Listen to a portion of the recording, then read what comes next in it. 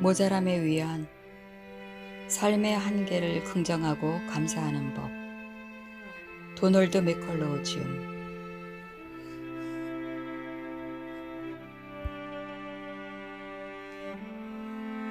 돈의 한계. 사회보장에 관한 갑작스런 의문들. 입 밖에 낼 필요조차 없을 만큼 뻔한 사실부터 하나 확인하고 넘어가자. 내가 한때 걸핏하면 물질주의의 악을 질타하기로 유명한 직업에 몸담았다는 사실을 당신도 알기에 분명히 밝혀둔다. 돈이란 선한 것이다. 최고선은 아닐지라도 그렇게 말할 사람은 아무도 없다. 우리의 시간과 열의를 다분히 지배할 정도는 된다. 돈이 있어야 의식주를 장만할 수 있으니 물리적 실존 자체가 돈에 달려있다. 우리는 돈으로 안전을 사고 적어도 웬만큼 굵직한 위험 요인들은 피해간다.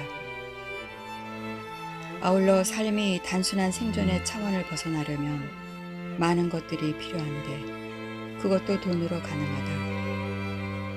교육, 오락, 예술, 과학, 종교활동 등 가장 가치 있는 일들이 경제적 기반 위에서 이루어진다. 돈은 우리를 완성시켜주며 이 세상에 우리의 가치관을 구현할 힘을 부여한다. 사랑의 집짓기 운동이나 암학회에 돈을 기부할 때 당신은 가난한 사람들에게 집을 지어주거나 암 치료책을 찾는 일에 자신의 일부를 내어주는 것이다. 있어도 부족한 돈. 그러나 돈에도 한계가 있다.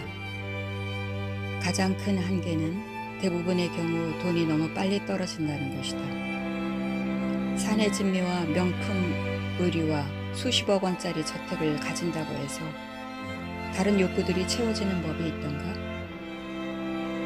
내 가치가 원없이 양껏 표현되는 적이 있던가? 이 세상을 탐색하고 체험하려는 우리의 추구의 끝이 있던가?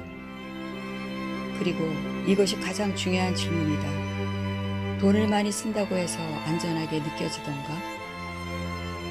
우리의 가장 괴로운 불안이 위험한 세상 속의 연약한 실존, 즉 죽음이라면 돈이 아무리 어마어마하게 많아도 돈은 우리를 거기서 건져줄 수 없다.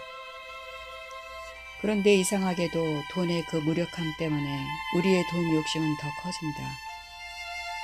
20억 원이 더 있어 빚만 청산할 수 있다면, 더 큰 집만 있다면, 은퇴연금만 좀 더 든든하다면, 주식시장만 반전된다면, 복권에만 당첨된다면, 하나의 조건은 여지없이 다음 조건으로 이어진다. 욕망은 절대로 만족을 모르고 우리 삶을 몰아가는 타성은 절대로 휴식을 모르기 때문이다. 돈으로 살 수 없는 것들이 있다. 청구서는 쌓이고 은행 잔고는 줄어들 때 돈의 한계는 분명해진다. 쓸 일은 많은데 정작 나를 만족시켜 줄 것은 하나도 살 수 없을 때 돈의 한계는 잔인할 정도로 분명해진다. 위험한 포옹. 돈의 한계를 느낄 때 우리는 아주 위험한 상황에 처하게 된다. 한편으로 우리는 돈에 더 집착하게 될 수 있고 실제로 그럴 때가 많다.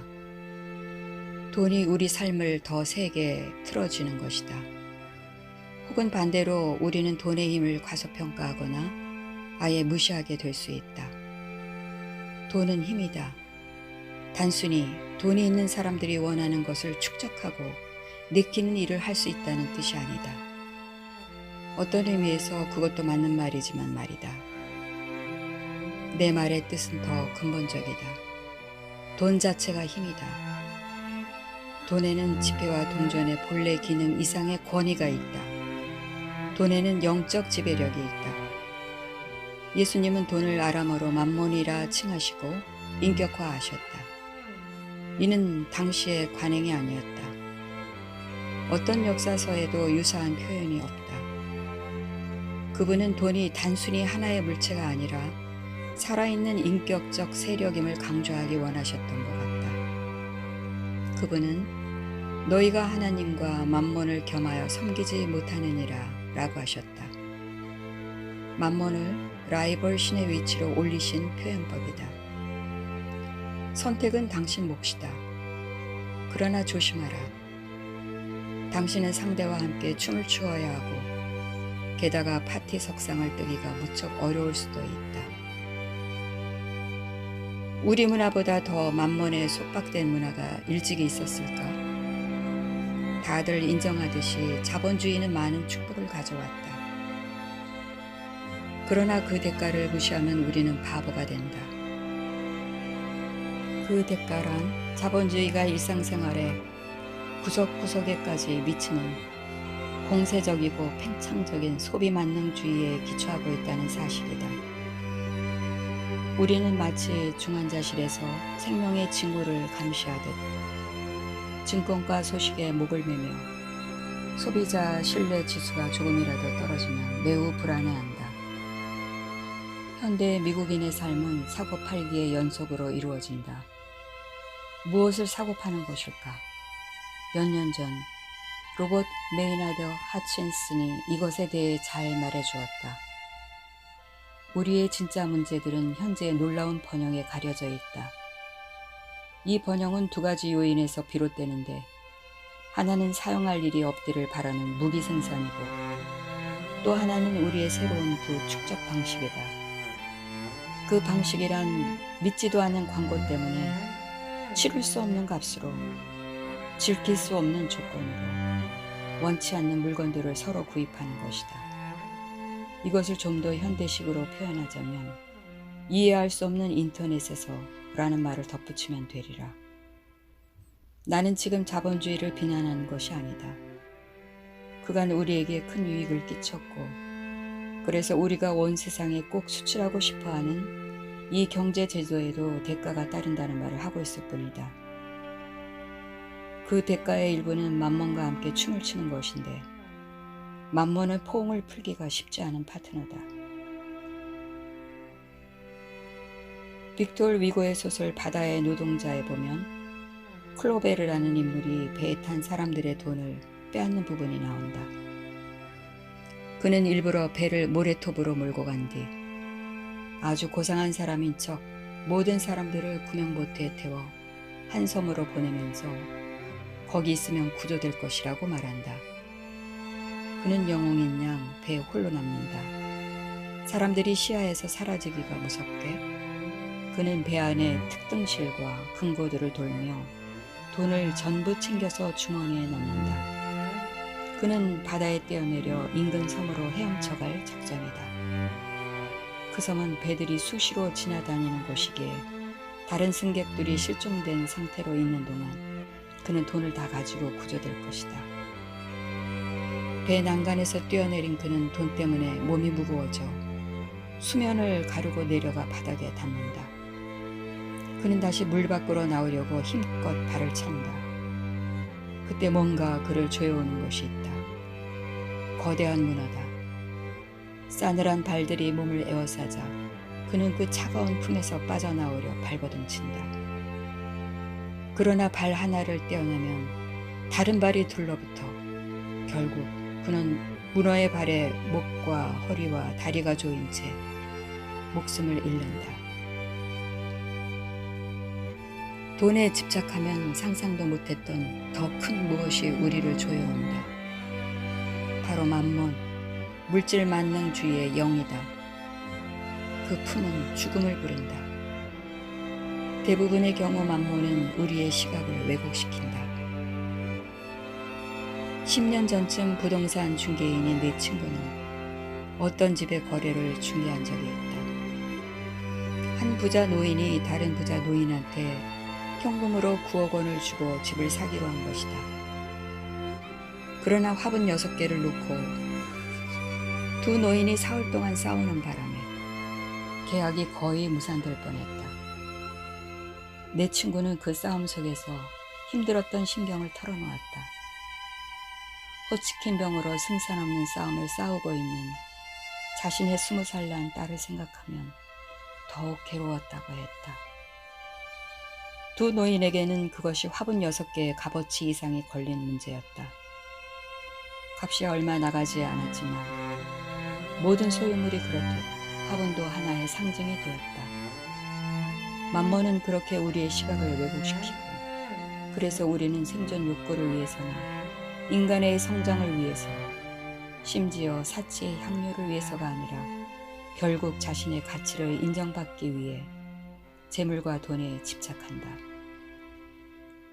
재산을 헤아리는 데 시간이 오래 걸릴수록 우리는 더 쉽게 자신이 중요하고 가치 있는 존재라고 믿게 된다. 그래서 두 노인은 화분 하나에라도 매달려야 했고 이겨야만 했다. 하나라도 잃으면 곧 자신의 일부를 잃을 수 있기 때문이었다. 어떤 바보에게 배우는 교훈. 예수님이 삼가 모든 탐심을 물리치라. 사람의 생명이 그 소유에 넉넉한 데 있지 아니하리라 라고 말씀하신 것도 우리의 가치관을 뒤트는 만몬의 위력 때문임에 틀림없다. 이 경고는 예수님이 다루는 두 형제의 부모 역할을 해달라는 부탁을 받으신 후에 주신 것이다. 그중 하나가 선생님, 내형을 명하여 유산을 나와 나누게 하소서 라고 했다. 이렇게 말한 동생은 형이 동생의 몫보다 2배를 받도록 되어 있는 유대의 법이 못마땅했거나 그나마 얼마 안 되는 3분의 1의 재산을 어서 받고 싶었는지도 모른다. 흔히 보듯이 돈 싸움만큼 동기 간의 관계를 치사하게 만드는 것도 없다. 그의 말은 이런 것이었다. 예수님 좀 도와주십시오. 예수님이 선하고 공평하다는 건 만인이 아는 바입니다. 내 형한테 말해서 내 몫을 확실히 넘겨주게 해주십시오.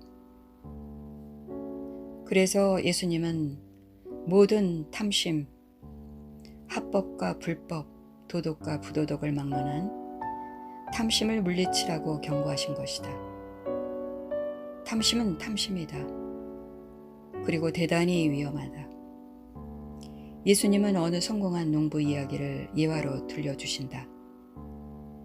해마다 그의 밭은 대풍을 이루어 마침내 곡물 알갱이 하나 더 드릴 수 없을 정도로 창고마다 꽉꽉 찼다. 그의 대책은 물론 확장이다. 창고들을 헐고 더 크게 지을 것이다. 클수록 좋다는 것은 만인의 상식 아닌가. 그래, 나는 세간의 화제가 될 만한 창고들, 여태까지 아무도 본 적이 없는 창고들을 지으리라. 그리고 꽉 채우리라. 반드시 채우리라. 그러고 나서 나는 내 영혼에게 말하리라. 영혼아, 여러 해 쓸 물건을 많이 쌓아두었으니 평안히 쉬고 먹고 마시고 즐거워하자. 요즘으로 말하자면 그는 모교에서 올해 동문으로 선정되고 포브스지의 표지 모델로 실리고 경영대학원에 초빙되어 규모의 경제와 향후의 기업 농업에 대해 강연하고 국회 농업위원회에서 증언할 만한 사람이다. 머지않아 서점가 전면에 그가 쓴 창고를 채우는 7단계, 당신 내면의 농부를 살리는 법 이라는 이름의 저서가 베스트셀러로 진열되리라. 그러면 많은 사람들이 그 책을 살 것이다. 우리는 성공한 사람들, 목표를 정하고 달성하는 법을 아는 사람들, 전략적 계획과 고된 노력을 활용할 줄 아는 사람들한테서 배우고 싶어 하기 때문이다. 그러나 하나님은 그를 바보라 하셨다. 예수님의 이야기는 그렇게 끝난다.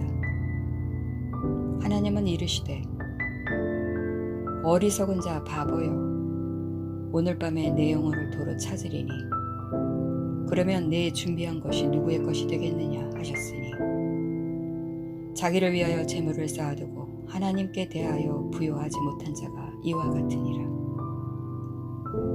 그 농부의 책을 집어들고 뒷표지의 추천글을 읽는 순간 영혼의 지혜로 충만한 깊고 그윽한 목소리가 우리에게 들려온다. 돈을 아껴라. 이 사람은 바보다. 어떻게 그럴 수 있나? 이 사람은 우리가 떠받드는 이상을 다분히 현실로 입증해낸 사람이 아닌가? 우리가 어떻게 그를 책잡을 수 있나? 하나님은 늘 어떻게 그에게 뭐라 하실 수 있나? 내 생각에 그가 바보인 까닭은 인생의 수단과 목표를 혼동했기 때문이다. 그는 자기 삶의 수단을 목표로 둔갑시켰다. 재산을 이용하는 삶에서 재산을 위한 삶으로 선을 넘어선 것이다. 비옥한 밭, 잉여 수확물, 큰 창고, 견실한 재테크, 이것들은 더 중요한 목표를 위해 존재하는 한 하나도 잘못된 것들이 아니다. 그러나 여기 하나의 법칙이 있다. 수단은 항상 목표를 장악하려 한다. 그런 일은 삶 전반에 비일비재하며 돈이 개입되면 특히 더하다. 만몬은 통제권을 지려 한다. 사람의 궁극적 충절을 얻어내려 한다. 우리는 이렇게 자문해야 한다. 내가 돈을 소유하고 있나? 아니면 돈이 나를 소유하고 있나? 은행 계좌나 재산으로 자신을 규정하고 내 소유가 곧 나라고 생각한다면 우리는 만몬의 죽음의 소나기에 잡힌 것이다. 이는 바보들의 망상이다. 인간이란 부 이상의 존재이기 때문이다. 우리는 최고의 모로코 가죽으로 재본된 위대한 고전들을 책장에 꽂아놓고도 여전히 문맹일 수 있다. 벽마다 값비싼 미술품을 도배하다시피 하고도 아름다움을 사랑하는 마음이 전혀 없을 수 있다. 수천 평의 땅을 소유하고도 마음은 구두쇠일 수 있다. 내 생각에 하나님이 그를 어리석은 자라 하신 이유가 또 있다. 그는 미래를 계획했으나 영원은 무시했다. 그는 멋진 은퇴 생활을 즐길 것이다. 여기저기 여행을 다니고 최고급 식당에서 좋은 시간을 보낼 것이다. 꿈에 그리던 멋진 수영장에도 들어갈 것이다. 인생을 마음껏 즐길 것이다. 하지만 그 다음은 무엇인가? 죽음의 사자가 와서 그를 그의 재산과 떼어놓을 때는 어찌할 것인가? 시쳇말로 수의에는 주머니가 없고 관 속에는 금고가 없다. 그는 인생의 모든 우발적 상황에는 대비했으면서 인생의 유일한 불가피한 상황에는 관심이 없었다. 많은 이들의 생각처럼 만일 돈이 인간의 척도라면 그것은 돈을 통해 우리가 얼마나 작은 존재인지 알 수 있기 때문에만 그렇다. 돈의 한계는 위험하다. 우리를 유혹하여 재물에 더 집착하고 만몬의 수하에 더 빠져들게 하는 것이다. 그러나 돈의 한계는 귀한 교훈을 배우는 기회도 될 수 있다. 우리는 사실 자신의 재물과는 다른 존재이며 우리의 부는 은행 거래 내역으로 측정될 수도 없고 재테크의 운명에 절대 좌지우지될 수 없다는 교훈이다.